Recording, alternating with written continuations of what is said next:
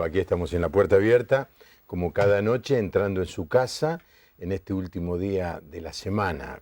Tremenda repercusión tuvo el programa de ayer con el coro del Seminario Internacional Teológico Bautista, dirigido por mi sobrina. Es muy buena música, realmente. La semana que viene va a haber también buena música y la otra también. Estoy seguro que cada día usted va a estar encantado con los invitados musicales que vamos a tener. Por lo menos intentamos que sea uno por semana. Yo anuncié ayer y está nuestra invitada, la doctora Mariana Rojas. Vamos a tratar un tema muy difícil, muy doloroso. Uno quisiera creer que no existe, que no nos sucede a nosotros aquí en la Argentina o en Latinoamérica, pero es una triste realidad, la trata de personas. Y nuestra invitada hizo un gran esfuerzo por subir los 2 pisos porque está en una situación embarazosa. La doctora Mariana Rojas. ¿Qué tal, Mariana? ¿Cómo estás? ¿Qué tal, Juan Pablo? Muy bien, acá estamos. Gracias por la invitación, primero que nada. Para mí es un privilegio venir a tu programa.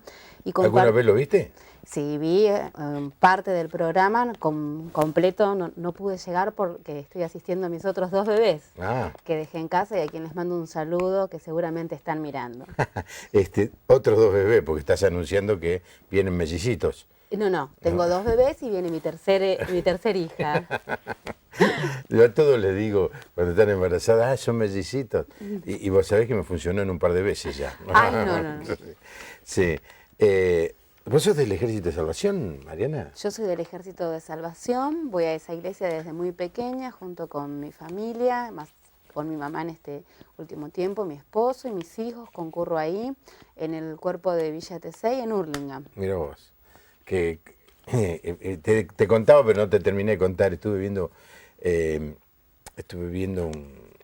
un video en YouTube de Bill Gates. Es un gran autor de música y tiene unos programas, y estaba haciendo un homenaje a la ciudad de Nueva York y le hicieron un homenaje al Ejército de Salvación y se pusieron todos de pie y cantaron Firme y Adelante, que seguramente vos sabés cantar. Sí, por supuesto. Así que al final del programa le vamos a hacer cantar. ¿Cómo te involucraste? ¿Sos abogada? Yo soy abogada y me involucré en realidad en esta temática. Fue un encuentro que quizás uno no buscó directamente porque se dio en el marco de una actividad que se dio en la iglesia. En el año 2004 fui seleccionada para participar de un congreso en la ciudad de Kuala Lumpur, en Malasia. En esa ciudad se trataba un congreso específicamente sobre problemáticas de países no desarrollados. Un congreso del Ejército de Salvación. Era un congreso en el cual el Ejército de Salvación participaba y otras ONG también. Y otras ONG, mirá vos. ¿Sí? Y dentro de las distintas temáticas y talleres, uno de los talleres en los cuales participé era el tema de trata de personas. Ahí fue el primer encuentro con este tema. La verdad es que tal cual vos hiciste la presentación, es un tema muy impactante, muy doloroso, y la primera información fue tan fuerte, esa mochila de datos fue tan fuerte que yo regresé a mi país, yo regresé a la Argentina diciendo, bueno, menos mal que estas cosas suceden en esa parte del mundo y que nosotros estamos exentos, ¿no es cierto? Pero para mi sorpresa estaba presente acá también. ¿Qué es la trata de personas, concretamente? La trata de personas, vamos a decir primero que es un fenómeno global, como para describirlo, y tiene que ver con la criminalidad organizada. Hay conceptos muy técnicos, pero para que todos podamos entenderlos, vamos a tratar de explicarlo a partir de 3 puntos. El concepto de trata de personas, primeramente, fue elaborado a través de un documento internacional, porque esta situación que ahora la vamos a explicar, si bien era una forma de esclavitud, habían factores que eran comunes, la comunidad internacional se tuvo que poner de acuerdo para ponerle, como decimos, un nombre y un apellido a este fenómeno, para que en todos los lugares o todos los países del mundo habláramos de lo mismo. Esto que definimos trata de personas tiene como 3 puntapiés iniciales. Primero son las acciones, los medios y los fines. Con respecto a las acciones, es transportar, ¿sí? Raptar personas, ¿para qué? ¿Para qué fines? Fundamentalmente tres, ¿sí? La explotación sexual, la explotación laboral y el tráfico de órganos, ¿sí? Dentro de estas acciones hay un gran abanico, ¿sí? Porque habitualmente pensamos que es quien solamente las rapta a las víctimas o quien solamente las está explotando. Pero en el transcurso quizás de la entrevista vamos a ver que tiene diferentes protagonistas o diferentes roles que se van concatenando, ¿sí? Para estos grandes protagonistas de la trata de personas, que son los explotadores, a diferencia de las víctimas. Y también la imaginación humana para las cosas buenas no tiene límites. Pero si este fenómeno tiene que ver también con esta ironía o este escándalo de esta época, es que se utiliza tecnología, recursos económicos y recursos políticos para captar a las víctimas. También vemos que puede ir dentro de los medios, desde el rapto de la víctima, que es esa típica camioneta que secuestró a un par de jóvenes o un par de niñas, y también vemos formas muy, muy sutiles para captar, que esto nos hace abrir los ojos porque ninguna persona está exenta de ser víctima. Nosotros pensamos que por ahí quizás en el imaginario solamente las clases sociales más vulnerables son víctimas de trata, pero en todos los aspectos, ¿sí? En todas las clases sociales y con diferentes formas de educación, déjame decirte, aún con niveles terciarios y universitarios, hay un montón de casos que se han detectado de trata de personas. Fundamentalmente es una forma de esclavitud, ¿no? Y desde nuestra óptica, el gran flagelo que tiene que ver con esto es tratar a la persona, quitarle esa dignidad y tratarla como una cosa, como una mercancía. Yo me apropio de la persona, la exploto en esas actividades que mencioné y tengo un rédito económico. Claro, ese es el final. Exactamente. La persona, el delincuente, llamémoslo así, hace todo esto para ganar dinero. Es una manera de revivar lo que antes se miraba como la esclavitud. Se iba al África, se apropiaban estos traficantes de seres humanos, los llevaban y los vendían en el nuevo continente, o especialmente en Estados Unidos y en toda América. Hubo también aquí venta de esclavos en la Argentina.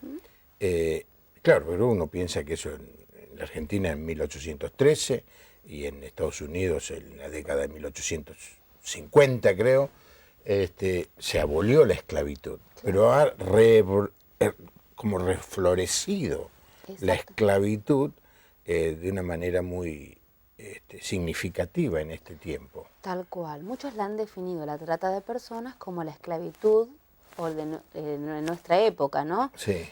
Otras formas, no vamos a ver de primera entrada quizás grilletes y cadenas y latigazos. Tiene formas más sutiles, desde la captación hasta la explotación. Pero sí está ese quitarle la libertad, ese quitarle la dignidad a la persona y someterla, ¿sí? Por eso es la ironía también, ¿no? Y muchos hablan del escándalo de nuestra época, porque vivimos en una época en que la tecnología ha alcanzado dimensiones que nos sorprenden día a día. Hemos elaborado documentos de derechos humanos completísimos. Sin embargo, seguimos teniendo la misma problemática de sometimiento de una persona hacia otra desde las épocas bíblicas. Sí. Otra forma, pero sometimiento al fin. Bueno, este es el programa que vamos a hacer con la doctora Mariana Rojas en esta noche. Un tema que uno dice, bueno, a mí no me va a tocar. O no, yo no sé qué tiene que ver conmigo. No presuma tanto. Le puede pasar a usted, le puede pasar a alguno de sus hijos, le puede pasar a una de sus nietas, que de golpe es atrapada, ya sea violentamente o seducida por alguna oferta de las redes sociales. Es increíble cómo hay personas en la cárcel que respondieron simplemente a una oferta de trabajo. Y las engañaron, las hicieron traficar droga y hoy están presas. Alguien muy cercano a mí, mi nuera, o una de mis nueras, tengo dos, trabaja en ministerio que está en la cárcel de Seiza, de mujeres, y hay una sección de extranjeras. Y coincido con lo que dice Mariana, uno piensa, bueno, estas personas son pobres, ignorantes. No, hay chicas hermosas, universitarias, que hablan 2 o 3 idiomas, que cayeron atrapadas por alguna de estas redes. Y de las que después no pudieron salir. Así es un tema tremendamente actual y abro los teléfonos para cualquier comentario, cualquier opinión, pero también cualquier pregunta. Y me ayuden a mí, yo hago las preguntas que me vienen a la mente, pero quizá la pregunta de la audiencia sea aún mejor que la mía. Así que ahí están los teléfonos en la pantalla. Estamos en Buenos Aires, por eso el prefijo es 011, y aquí son 4568-6452 y 4568-6667. Vamos a poner también el celular, hoy tenemos un equipo allí atendiendo el teléfono que quizá pueda también absorber, lo que no siempre es fácil, todos los mensajes de texto que llegan a ese teléfono que está allí en pantalla, para que usted participe del programa. Yo siempre digo, hago el programa, una de las razones por la que hago el programa en vivo es porque puedo interactuar con la audiencia. Y la otra razón por la que lo hago en vivo, porque no tengo mucho tiempo por mi tremenda cantidad de actividades, y en vivo dura 1 hora. Cuando grabamos dura 1 hora y media o 2. Es increíble. Así que me gusta hacerlo en vivo porque estamos. Pato Gallareta ya salió, me equivoqué en el piano, tropecé con alguna palabra, pero ya estamos en el aire. Así que aproveche la oportunidad para participar y preguntarnos. Acá tengo el aparatito en cualquier momento me van a empezar a llegar los primeros mensajes. Vamos a hablar de la Argentina, Mariana. Yo podría mencionar, estando en Ámsterdam en el año 83, en una conferencia de evangelistas organizada por Billy Graham, todos querían ir a ver, y por supuesto yo también, la zona rosa. Y es una zona de prostitución. Las mujeres, las prostitutas, están en ventanas.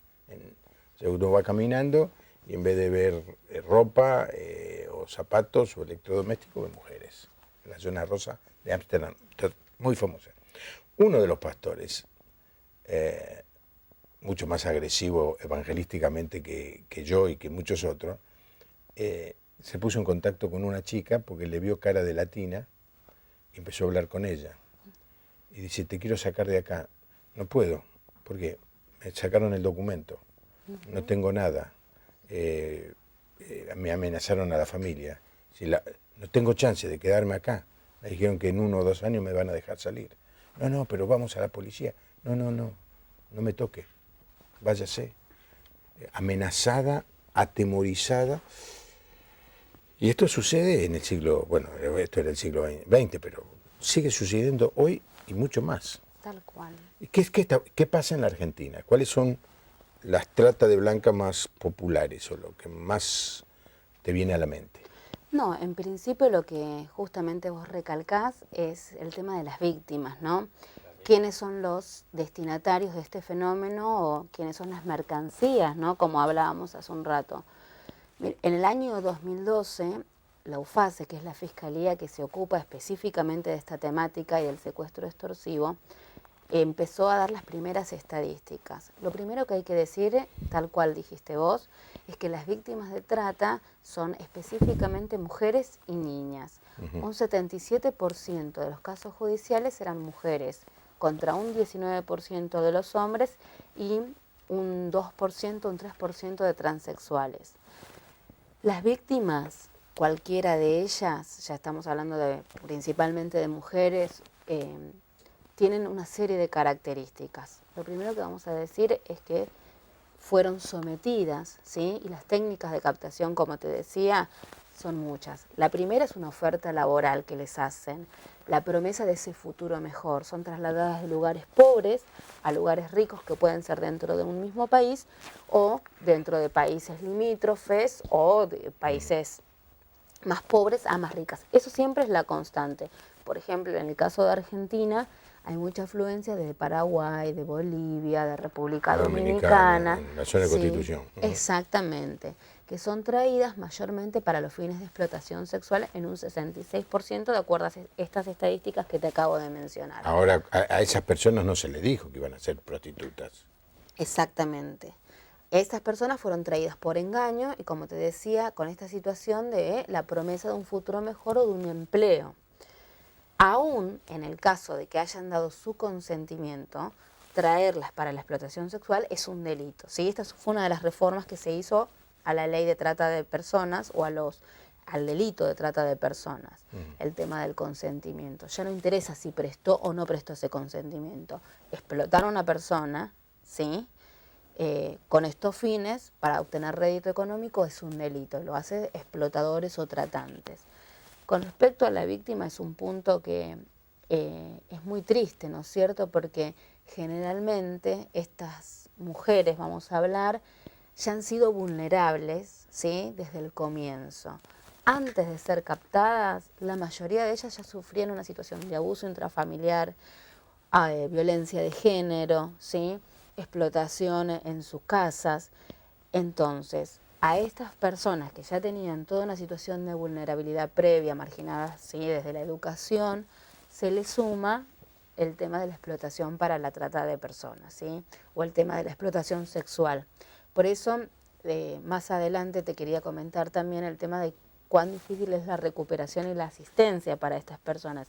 Y no es tan fácil salir, como contabas en el caso en Ámsterdam, porque realmente la esclavitud no es de grilletes, es de retención de documentos, es de amenazas. Y esas amenazas tienen más contenido o más fuerza que una cadena, porque la situación de amenaza es tal contra los hijos, contra las familias, contra los padres, contra el núcleo familiar de esa víctima.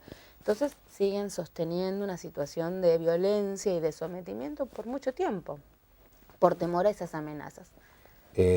Nos preguntan por un mensaje de texto. Yo le pido a la gente que nos envíe mensaje de texto que ponga su nombre, porque si no parecería que son preguntas inventadas. ¿Hay organismos del Estado, y después vamos a hablar de esto, que luchen contra este tema?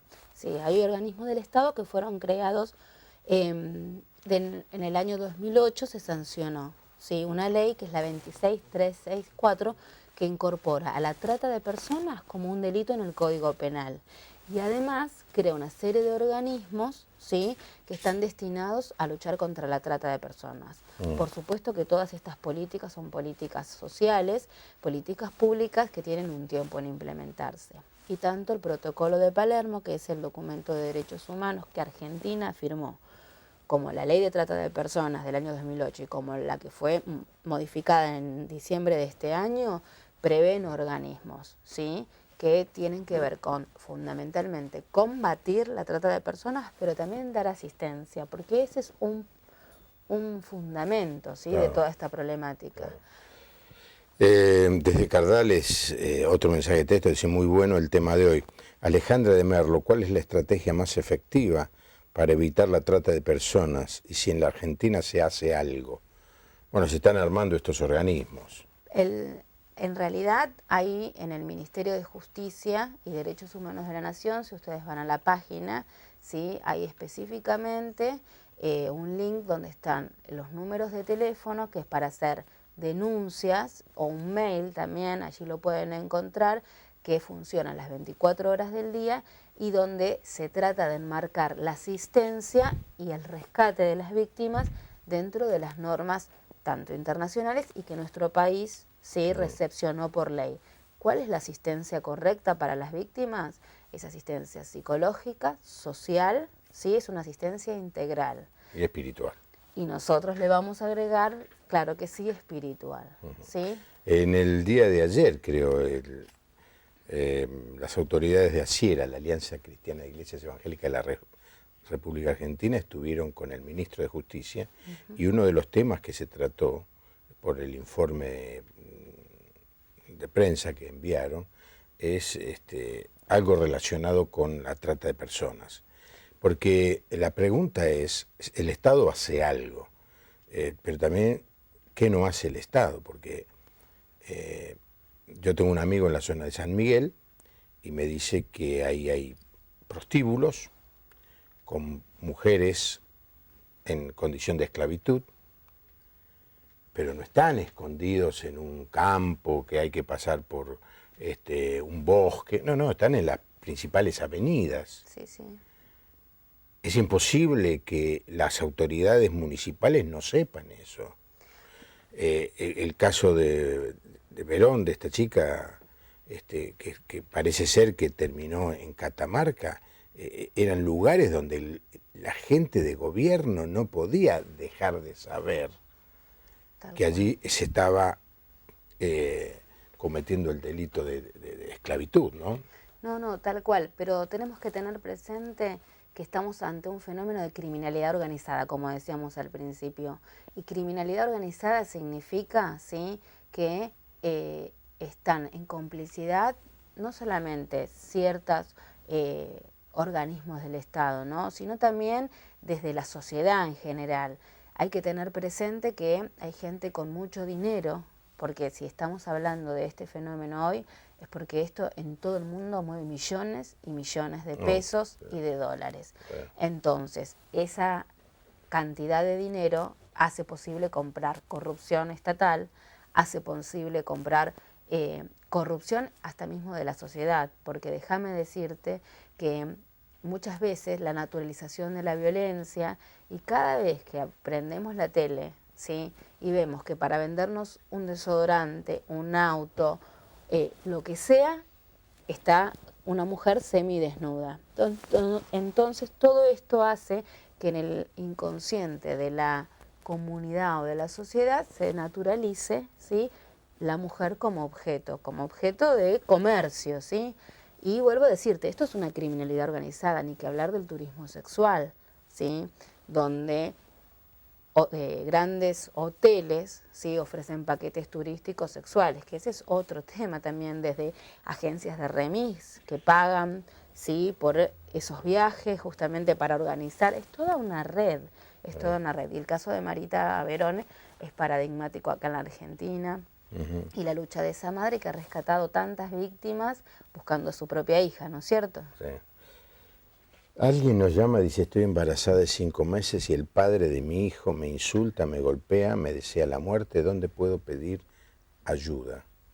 Claro, nos tendría que decir en qué lugar vive esta persona, no nos dice el nombre tampoco. En la ciudad de Buenos Aires hay un teléfono, pero yo pienso que el 911 está funcionando en todas partes, ¿no? Exactamente, lo que esta persona tiene que hacer fundamentalmente es pedir una medida de restricción. Tanto en la Ciudad Autónoma de Buenos Aires como en provincia hay una ley que tiene que ver con la violencia, ¿sí?, familiar. Y esa ley prevé medidas urgentes, ¿sí?, de carácter cautelar, ¿sí?, que tienen que ver con la prevención y la protección urgente para que el agresor no pueda acercarse a ella. Lo que tienen que hacer es, si está en provincia, dirigirse a la comisaría de la mujer más cercano, y acá en Capital seguramente... ¿Y en el interior qué sabes que hay? Porque la mayor cantidad del público del programa está en el país. Cuando yo digo interior, la gente del país se enoja porque dice, nosotros somos del interior, ¿ustedes qué son? No sabemos qué son. Los que vivimos en Buenos Aires tenemos un problema de identidad. Pero en el país, en las provincias, ¿qué hay? En todas las provincias hay una ley de violencia familiar, y que todas, si bien detalles quizás de plazos, pero todas tienen la misma estructura. Sí. Y las medidas de protección contra la mujer sigue siendo la misma en todos lados. En general, tengo conocimiento, y seguramente vos vas a corroborar esta idea, este pensamiento, en todas las provincias hay comisarías de la mujer, lo que no podemos decir en todas las ciudades. Exactamente. Pero de todas maneras, yo no sé quién sos vos que estás embarazada de 5 meses, no te quedes detenida. Cuando puedas salir de tu casa, anda a pedir ayuda a la policía, anda con alguien que te acompañe, no vayas sola. Quizá tu madre, tu hermano, un vecino, anda y hace la denuncia. Una persona que le pega a una mujer, en este caso embarazada, en cualquier momento la mata, ¿eh? No es chiste, no es chiste. Y lo mejor es ponerlo preso y por lo menos no dejar que se te acerque. Pero tenés que mantener eso. Después que se pone a llorar, de que se tira al suelo y qué sé yo, y le abrí la puerta otra vez, ya viste. Este es el gran problema de la mujer golpeada. No sé si estoy metiendo algún pensamiento equivocado. No, es parte del ciclo de la violencia, ¿sí? Generalmente la violencia contra la mujer tiene que ver con esto, con una situación, ¿sí?, en la cual esa violencia es extrema, la víctima busca ayuda y después es parte del violento buscar, ¿sí?, ese periodo quizás de luna de miel en el cual pide perdón, promesas de cambio, ¿sí? Y la víctima, que es esta mujer que quizás hasta por años ha creído, ¿sí?, busca esa nueva esperanza o acepta esa nueva esperanza del cambio. Pero es parte del ciclo de la violencia. La mujer tiene que romper con eso, que no es fácil, es tratamiento psicológico mediante, ayudas de todo tipo, pero se puede salir de esa situación de violencia, se puede salir. Según tu conocimiento, aunque estamos saliendo del tema, porque no estamos en el tema de la violencia familiar, pero quiero responder esta pregunta, me imagino la angustia de esta persona, ¿no? De esta mujer. ¿Cuántos de esos que se arrepienten, ese arrepentimiento es genuino? No, prácticamente ninguno. Y muy pocos han tenido la voluntad de pedir ayuda. De pedir ayuda, y conozco que en provincia de Buenos Aires hay grupos, ¿sí? Y ha habido hombres que sostienen, ¿sí?, estos grupos para hombres violentos, ¿sí?, contra la mujer, y que reconocen esta problemática como justamente, ¿sí?, un problema para sus vidas, para relacionarse. Sí. Pero una cosa es que lo inicien y otra cosa es que lo sostengan verdaderamente. Natalia de Moreno dice: muy interesante el tema de hoy. Raúl Ledesma de Calchaquí, muy bueno programa. Muchísimas gracias a todos los que llaman y a todas estas personas que hacen su pedido de ayuda. Hablamos de mujeres porque en general el mayor comercio particularmente en lo que tiene que ver con lo sexual es la mujer, pero hay también mucha esclavitud de niños. Exactamente. Los diferentes documentos hablan de especialmente mujeres y niños, ¿sí? Y acá es bueno introducir el tema de la pornografía infantil, ¿sí? Una de las formas también de explotación sexual, quizás es sin contacto físico, pero nuestros chicos corren serios peligros ante el tema de la pornografía infantil, ¿sí? Esto lo vamos a definir como el placer sexual que tiene un adulto, ¿sí?, a costa de la sexualidad de un niño. Ahora, las redes sociales e internet es un caldo de cultivo para todas estas situaciones. Por eso, como bien decíamos al inicio del programa, que este programa y que todas las charlas que se puedan tener respecto a este tema sirvan para abrir los ojos, ¿no? Para crear situaciones de alerta, para tener cuidado donde antes dábamos cosas por sentado, ¿no? Un niño frente a una computadora es con supervisión. No hay otra situación, ¿no es cierto? Sabemos que a través de Facebook, por más que haya normas de seguridad o otras redes sociales, en internet hay una regla que hablaban en diferentes congresos de trata de personas que dice que nunca tenemos la seguridad de saber quién está del otro lado, ¿no es cierto? Quien dice ser que es puede fácilmente no serlo, y si son engañadas personas adultas, cuanto más nuestros niños y niñas. Y una de las cosas que nos llama la atención es que esta temática que nos preocupa, que es tan grave y que causa tantas secuelas en las víctimas, no esté en la currícula de la educación, ¿sí? Los chicos, los niños y niñas no tengan una charla de prevención, ¿sí? Hay diferentes materias, se les incluye diferentes actividades en la currícula escolar y es increíble que no tengan justamente esto de los cuales ellos son mayormente víctimas, no tengan herramientas para defenderse. Particularmente, ¿qué cosas vos pensás que se deberían enseñar? Se debería el uso seguro, por ejemplo, de Internet, que esto Correcto. lo vemos, ¿no es cierto? Sí. Con la supervisión de los adultos, pero también ellos que puedan tener ciertos programas. Y otro, el tema de la información, de que ellos no deben dar datos personales, no deben pautar encuentros, que si no es con los padres, pero tienen que tener un referente adulto a quien puedan contarle, ¿sí? Fundamentalmente el tema de no dar datos, ¿sí? Personales. Bueno, pero no solamente caen los niños, conozco casos de mujeres que han... Por eso digo, cuanto mayor los niños, sí, ¿no es cierto? Claro. Si los adultos han caído en estas situaciones. Matías de Hurlingham, a veces la policía no hace nada respecto a este tema. ¿Cómo puedo denunciar esta inacción de la policía?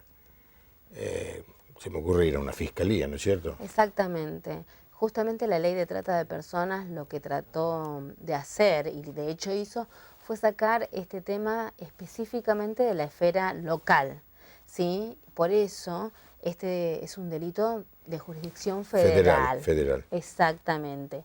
¿Por qué? Porque sabemos que si estamos ante una criminalidad organizada y si este fenómeno requiere de la corrupción, ¿sí? De ciertas fuerzas de seguridad, lo más pertinente es sacarlo de justamente esa esfera local. Ahora, Mariana, yo nunca hice una denuncia en una fiscalía. Sí. ¿Qué es eso? ¿Entrar a dónde? Bueno, en provincia de Buenos Aires y calculo que en Ciudad Autónoma de Buenos Aires también hay una fiscalía que se llama que está de turno, ¿sí? Que es la que... ¿En dónde?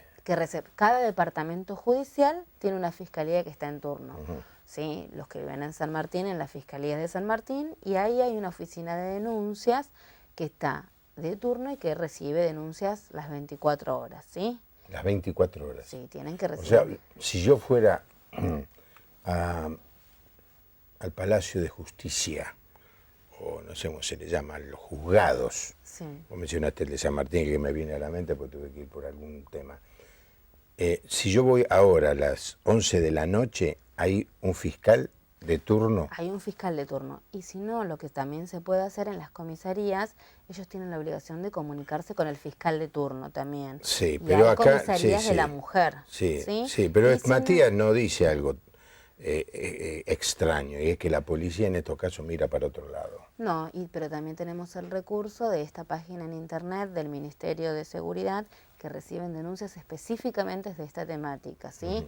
Y es en alguna manera como pasar por alto todo este mecanismo y poder hacer la denuncia directamente vía teléfono ante la Fiscalía que es específica de este tema. Facundo de Pilar, un hombre somete a una hijastra, ¿dónde lo puedo denunciar? También puede ser en la comisaría o, si es Escobar, es provincia, en la comisaría de la mujer, ¿sí? Y de la familia, que en Escobar seguramente hay una. Y si no, ir a una fiscalía. Y si no, ir a la fiscalía. Sí. No tengo nada contra la policía, espero porque a ver si salgo por la provincia y me paran. Pero yo iría a la fiscalía para no perder tiempo, ¿no? No, pero mi opinión es que las comisarías de la mujer y de la familia son muy buenas. Muy buenas. Muy buenas en provincia de Buenos Aires. Y hay un equipo desde las experiencias que yo tuve de acompañar personas, desde que uno entra a esos lugares se siente contenidos. A la persona que quiere denunciar para ayudar a esta mujer que está siendo sometida, a esta hijastra, mire usted, pregunte para la policía dónde está la policía y la mujer, vaya, mire el lugar, hágalo. Es más, yo diría que cuando uno ve un acto de injusticia, no puede mirar para otro lado. Tiene un compromiso. Tiene un compromiso. Ahora, ¿por qué lo vio usted? No, Facundo, no sé, pero si lo vio es porque Dios le dice, hace algo. Esteban, ¿qué hay de cierto sobre que se encuentran cadáveres vacíos por el tráfico de órganos?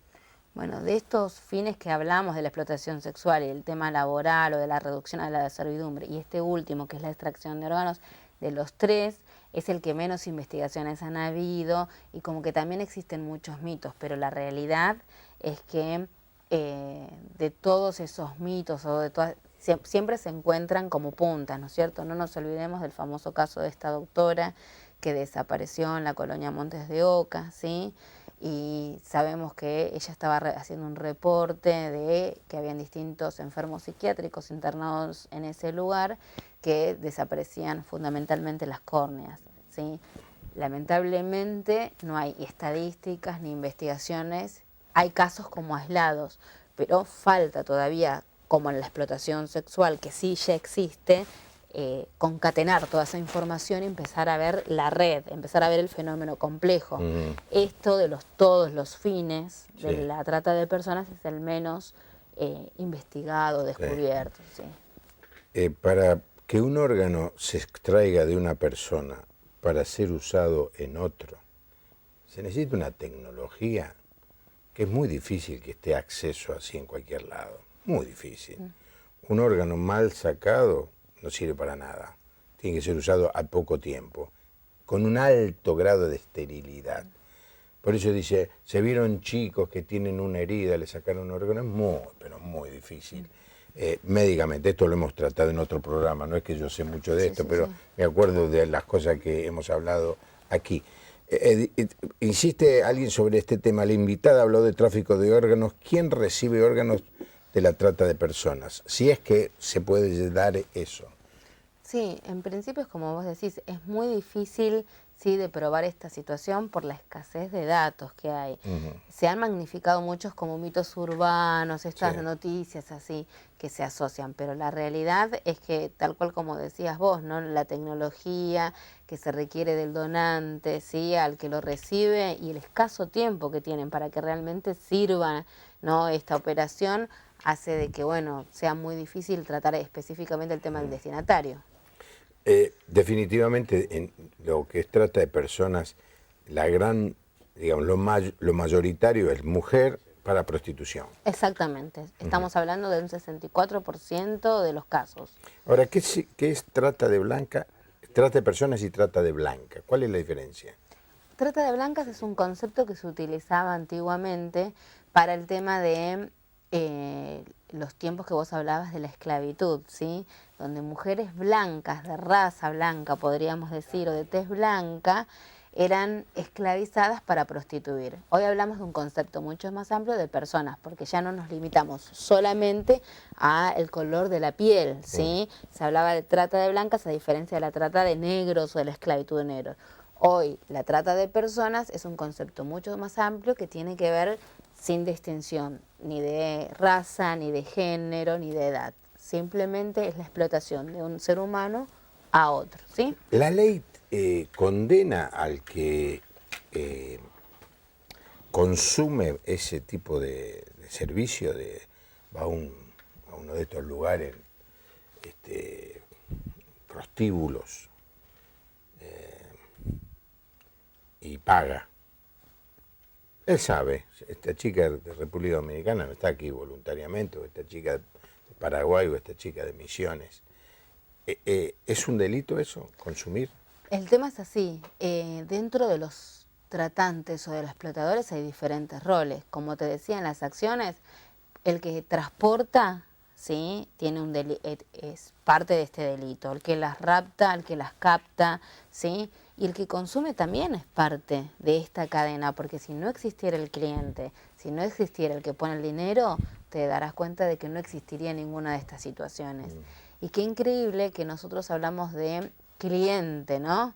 Y esa palabra le da como un rótulo de benevolencia, ¿no? Como aceptado socialmente. Parecería el menos lesivo de todos, ¿no es cierto? De todos los protagonistas o de todos los explotadores. Pero sin ese último no existirían todos los demás, ¿no es cierto? Una vez participé de un congreso en el cual, en la Universidad de Ciencias Sociales de la Universidad de Buenos Aires, ¿no? Y había un grupo de feministas. Y ellas básicamente tenían con cánticos y eran muy activas, ¿no? Pero su misión era, ¿sí? O su objetivo era justamente visualizar al cliente, que ellas no querían que le llamen clientes. Eran prostituyentes, ¿no? Una parte fundamental en esta cadena. Total. Ahora voy a hacerte un comentario. Sofía de Capital dice, ¿las escuelas no deberían hacer charlas para padres respecto a este tema? Sí, por supuesto. La información es la herramienta más eficaz para combatir la trata de personas. La información con los niños y la información con los padres, por supuesto. Hace unos años, yo creo que lo conté alguna vez, lo que pasa es que hace 9 años que estoy haciendo el programa, entonces a veces temo repetirme, pero recibí la revista Christianity Today y leí un artículo sobre la esclavitud en Sudán. Y al final del artículo decía que liberar a una chica esclava de Sudán del Sur, para ser prostituida en Sudán del Norte. Ahora son dos países diferentes. Costaba $50. Y luego venía un artículo que decía de un chico de 7, 8 años que escuchó eso en la iglesia y fue a la escuela y lo compartió con los compañeros y empezó a hacer una colecta para liberar a una chica. Extraordinario. Yo pongo la mano, 50, puedo. Era el 1 a 1 en esa época, 50 pesos. Artículo que sigue. No haga eso, por favor. Porque si usted hace eso, está alimentando el negocio. Entonces los que roban a estas personas, viendo que hay venta, no van a decir que vale 50, van a decir que vale 100. Y lo próximo van a hacer, en vez de raptar 2, van a raptar 4. Porque uno a veces piensa, voy a ayudar a solucionar el mundo, pero para eso hay que tener sabiduría. Y esto es lo que está pasando. ¿Qué podemos hacer, los que no estamos metidos en esto, para ayudar a que esto no suceda? Los marcos de acción que se proponen fundamentalmente son 3. La prevención, que es esto que hoy justamente con este granito de arena a través de esta charla estamos proporcionando, ¿no? Informar, alertando, sabiendo, pasando, vuelvo a decir, ¿sí? Situaciones que antes hacíamos normalmente, bueno, tener cuidado, estar alertas, ¿sí? No entrar en pánico tampoco porque eso no ayuda, pero sí informarnos, estar alertas, capacitarnos. Esto es en el marco de la prevención, ¿sí? En el marco de la acción, por supuesto que el Estado tiene mucho que hacer, ¿sí? Porque en la acción tiene que ver con rescatar a las víctimas y esto lo hacen los organismos del Estado, pero también es un desafío para las distintas ONG y acá nos toca a las iglesias también, ¿no? Poder colaborar en este aspecto, porque si bien nosotros no vamos a estar rescatando quizás directamente a la víctima, sí podemos dar un albergue, ¿no? Pues sí podemos colaborar en ese cuidado, en esa protección, en esa asistencia. Y fundamentalmente, bueno, a través de la persecución y de la denuncia, ¿sí? Oponiéndonos quizás a leyes que fomenten la prostitución, oponiéndonos, ¿sí? Denunciando. Así que estos marcos de acción son esos 3. En los 3, la primera responsabilidad es del Estado. Las organizaciones de la sociedad civil pueden participar y también las personas pueden participar. ¿Vos tenés experiencia en este tema, ya no teórico de haber ido a congresos, sino de estar luchando como parte de la Iglesia del Ejército de Salvación? La experiencia más importante que tuvimos fue que en el año 2008-2009 dentro de la iglesia se hicieron una serie de campamentos, ¿sí? En el cual eran para mujeres, retiros espirituales, campamentos. Se hicieron 5 o 6, los fundamentales fueron en Paraguay, en Uruguay, en el sur de la Argentina, en Córdoba, en distintos puntos. Yo participé en la mayoría de ellos y una experiencia para mí muy rica fue en Paraguay, ¿sí? Argentina ya estaba más avanzada con el tema de la ley de tratas, pero en Paraguay todavía no había sido sancionada, ¿no es cierto? Y realmente en cada lugar donde fui, distintas situaciones en las cuales se captaban víctimas. Es increíble, como te decía, la imaginación de los reclutadores, porque en cada lugar contaban experiencias tan distintas, ¿no? Desde concursos, desde belleza, desde propuestas para trabajar como modelos, y en Paraguay realmente se trabajó muy bien, se tuvo un primer contacto con el Ministerio de la Mujer o la Secretaría de la Mujer y la Iglesia pudo trabajar muy bien en políticas de prevención, ¿sí? Ellos todavía no habían sancionado la ley y la Iglesia quizás hasta pudo aportar elementos para eso, ¿sí? Y en ese país, más que en el nuestro, tenemos muy presente que son es un país, sí, de origen de la trata, donde muchas mujeres son captadas. Y también en ese lugar la violencia de género es caldo de cultivo para todas estas situaciones, ¿no es cierto? Así que fue muy lindo poder trabajar ahí personalmente y Ahora tener vos sos de la contacto. zona aquí de Morón, de Villa Tesey. Yo soy de la zona de Morón, sí. Hay prostíbulos en la zona. Bueno, en toda la provincia de Buenos Aires, en Capital también, se habilitan locales como whiskerías o lugares para, sí, pub o pool, que ese es el título que tienen, pero en realidad todos sabemos que se dedican justamente a brindar el lugar para toda esta situación. ¿Te ha tocado de que gente que quiere salir de eso se acercó a la iglesia para pedir ayuda? En Villa Tesey no, pero en San Nicolás, en la iglesia que está ahí, vos sabés que hay como un fuerte, una planta industrial, sí, hay varias automotrices y se han acercado, sí, mujeres, porque esto también es una conexión importante, donde hay mucha empresa automotriz, donde hay mucho trabajo de minería, es decir, donde hay mucho trabajo de hombre exclusivamente, de hombre solo, es claro, un lugar de asentamiento de trata de personas. Es increíble. Y hay distintos circuitos que las dominicanas hacen, ¿sí? Todo el tema del sur, y después son traídas al conurbano bonaerense a estos lugares donde están las plantas automotrices, las diferentes fábricas, ¿no es cierto? Sí. Así que sí, hay a través de ese contacto, sí, experiencias de mujeres que han ido a la iglesia a pedir ayuda. Pero realmente es muy difícil que puedan salir a pedir ayuda.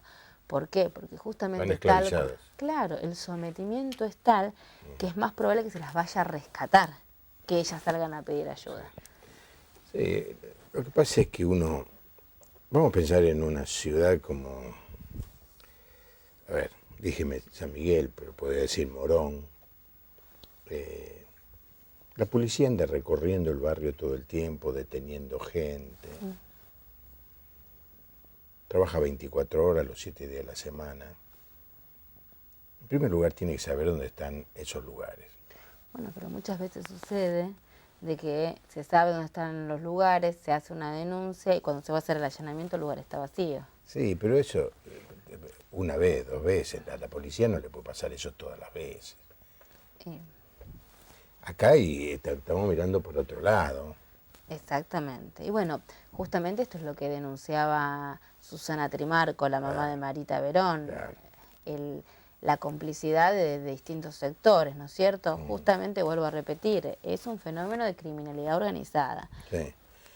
Que compra muchas voluntades, esta es la verdad. Esa es la realidad. Esa es la realidad. Lo mismo pasa con el tema de la droga. ¿Cómo vamos a combatir la droga si el Estado no hace nada para poner radares en el norte del país donde los aviones entran todos los días? 7, 8, 10 aviones entran droga.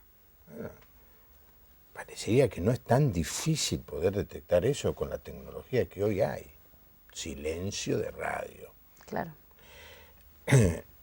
Manuel de Villa Tesey, mira, alguien cercano al lugar donde vos te congregas, ¿cuáles serían los puntos a mejorar para disminuir la cantidad de víctimas? Yo creo que algo dijiste. Pero justamente, bueno, reducir la vulnerabilidad de las víctimas, ¿no es cierto? Son problemas, estos también son problemas estructurales. Te agrego esta pregunta. Marisol de Rosario, ¿a partir de qué edad uno tiene que empezar a tener precaución? Y fundamentalmente si tienen acceso a Internet, a partir de que tengan acceso a Internet, con los hijos, ¿no? Está preguntando Marisol. A partir de que tengan ese acceso y a partir de que ellos empiezan a tomar ciertos contactos con el exterior. Sí. Hoy vemos, también tiene que ver, vemos tantas situaciones, ¿no? Por ejemplo, quizás en los jardines. Es increíble que cada vez, a más temprana edad, tenemos que preparar a nuestros hijos y a nuestras hijas en el cuidado de su propio cuerpo, en el derecho a decir que no, en el cuidado, sí, de su cuerpo fundamentalmente, sí, ¿no? Sí. Y a tan temprana edad, por eso digo, quizás no haya con el tema de trata de personas más específicamente, bueno, es el cuidado quizás lo más expuesto es a través de Internet, pero ya desde muy pequeños enseñarles que su cuerpo les pertenece, que tiene que ser respetado, que solamente mamá, papá, ¿no es cierto? Que no es una cosa que puedan tener acceso cualquier persona, que pueden decir que no, porque también nosotros les enseñamos a respetar a los adultos, ¿no es cierto? Y que a no contestar quizás, y eso va generando también, ¿no es cierto? Una cosa es el respeto y la otra cosa es el cuerpo de ellos. Por eso es un desafío también, ¿no es cierto? Empezar cuanto antes. Exactamente. Me decía hoy mi secretaria que tiene un nene que cumplió 1 año y hace un mes. Ya sabe prender el celular y desbloquearlo. Tiene 1 año. En 2 o 3 meses más va a empezar a elegir el dibujito que le gusta. Y nacen con esa capacidad increíble. A los adultos nos cuesta mucho tiempo. ¿Qué puede pasar? Que en cualquier momento quede atrapado por alguna de estas arteras metodologías. Y las imágenes, de imágenes que puedan consumir. Claro, y pueda ser afectado. Estoy hablando del nene estoy hablando de cualquier persona. Amalia de Federación dice, muy lindo el programa, te mandan saludos. Muchísimas gracias a todos los que han llamado. Nuestra invitada del Ejército de Salvación recordará una frase que yo siempre menciono del fundador del Ejército de Salvación, el general William Booth. Dice, mientras haya una persona hambrienta, yo lucharé. Mientras haya una persona en la calle, yo lucharé. Y menciona también, mientras haya una persona abusada o esclavizada, yo lucharé. Bueno, William Booth fue un innovador en tantos sentidos, y en uno de esos sentidos que fue en el tema de la trata de personas. La Iglesia en sus comienzos, en Londres la prostitución existía, el Ejército de Salvación se crea en medio de una crisis económica terrible que estaba atravesando toda Europa, y la prostitución era feroz. Y él consigue, entre otras normas laborales, ¿sí?, consigue reducir la edad en las cuales las niñas podían ser sometidas a la prostitución. Consigue elevar la edad, ¿sí? Creo que era de 14 y lo elevaran a 16 gracias a una propuesta que él, a través de un marco de acción, de denuncia y oposición, pudo hacer. Qué bárbaro. Qué bárbaro, ¿no es cierto? Sí. Casi 2 siglos después, nosotros seguimos hablando de la misma temática. Sí. Diría que agravada, porque sin que haya esa crisis económica tan grande, hoy por otras razones sigue habiendo una creciente esclavitud. Alguien preguntó si era el negocio más grande del mundo. Entiendo que por ahora no, sigue siendo la droga y el armamentismo, en términos de Pero cifras económicas. Estaba en ascenso. Las últimas decían que había escalado a la segunda posición. Lo que hay que tener presente es que la droga y las armas se venden una sola vez. Sí. En cambio, una persona puede ser vendida varias veces. Julia de San Nicolás dice, si hubiera más control en las aduanas, donde pasan las mujeres y niños, no disminuiría la trata de personas. Sería un factor que ayudaría, pero no nos olvidemos que también la trata puede ser interna dentro de un mismo país. Sí, pero muchas de estas chicas de República Dominicana han venido pensando que llegaban acá y cantaban al otro día en la televisión. Exactamente, el engaño, ¿no es cierto? Una vez que entraron fueron sometidas a esclavitud. Alejandra de Padua dice, hermoso programa, qué excelencia. Muchísimas gracias a todos los que han estado llamando. ¿Vas a cantar o no vas a cantar? Yo tengo una gran admiración por el Ejército de Salvación. He hecho programas aquí con ellos y alguna vez vino hasta una mini banda y hemos podido contar la historia de William Booth. Un héroe, un hombre que se dio cuenta que el Evangelio, la prédica del Evangelio debía ser acompañada con acciones prácticas que tengan relevancia social en la comunidad. Este es el gran desafío por las iglesias hoy. Y hablo de iglesias en la expresión más amplia de la palabra. Me encontré con un pastor que me dijo, de la zona sur de aquí de Buenos Aires, es una zona muy conflictiva, donde hay pobreza, Me dice, pues sabes que hay unos prostíbulos alrededor de mi casa, alrededor de la iglesia. Algunos les pedimos, mira vos, les pedimos que no funcionen en el horario de reunión nuestra. Claro. Entonces, vienen los clientes, y acá, no, esta es la iglesia, es al lado. Yo les digo, tiene que hacer una denuncia. Tiene que hacer una denuncia. Sí, sí. Y yo creo que tenemos que aprender los argentinos a ir a la fiscalía. Yo nunca fui. Pero tendría que aprender a ir. Tendría que aprender a no callarme, tendría que aprender a comprometerme. La iglesia tendría que ser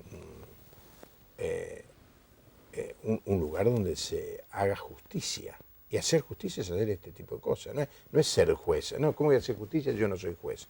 No, promover la justicia significa el texto. 3 cosas demando de ustedes. Una es hacer justicia. ¿Y qué es hacer justicia? Es denunciar a la corrupción, denunciar a los que corrompen, a los que esclavizan. Alicia de Tucumán avisa que hay un hombre en el valle que explota a menores allí en Tucumán. Tiene acceso a la fiscalía. ¿Qué se puede hacer? Y denúncielo, Alicia, denúncielo. Ahí está la sede de la Fundación de Susana Trimarco, la Fundación Marita Verona, está ahí. Sí. Bueno, muchísimas gracias, gracias. No, por favor. Voy a tocar firme hacia adelante, pero no la quiero obligar no me quiero abusar de una mujer embarazada. Gracias por la invitación. No, por favor. Muy ameno este tiempo. Yo creo que ha sido muy valioso, por lo menos nos ha ayudado a pensar.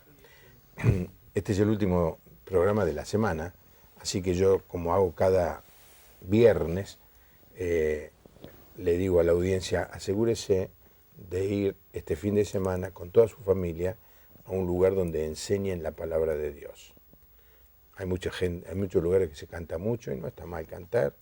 Hay muchos lugares de muy buen ambiente social, no está nada mal, eso es necesario, pero usted asegúrese de que en el lugar donde usted va, alguien abre la Biblia, la explica, la enseña, la obedece y la comparte.